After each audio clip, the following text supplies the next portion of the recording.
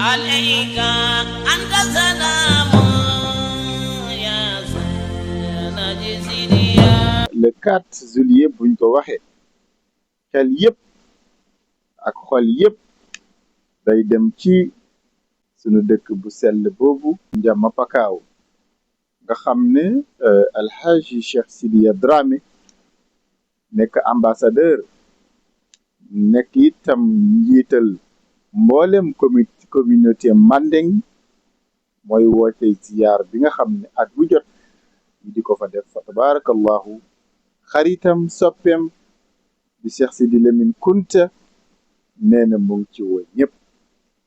Cheikh Sidi Lamine ku ko xam taxawaayam waaye ku ko xam xam ne ku sopp Cheikh Sidiya Dramé la waaye Cheikh Sidiya Dramé tamit ku ko sopp la fa tabarakallah ba tax ne Cheikh Sidi Lamine nee na moo ngi woo ñëpp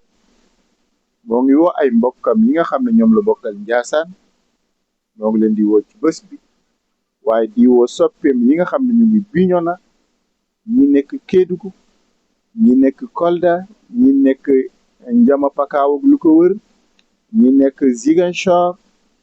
ñi nekk Gambi ci Serekunda ci Birikama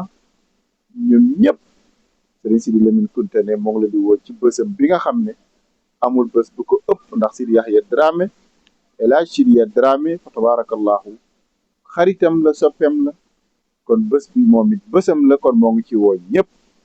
kon le 4 juillet rendez-vous bi foofu la ca Njama Pakaaw incha allah ñu fas yéene ànd ak Cheikh Sidi Lamine Kunta mu sëñ Abdourahman mu Cheikh Mohamed Kunta muy borom daara yi waaye tamit di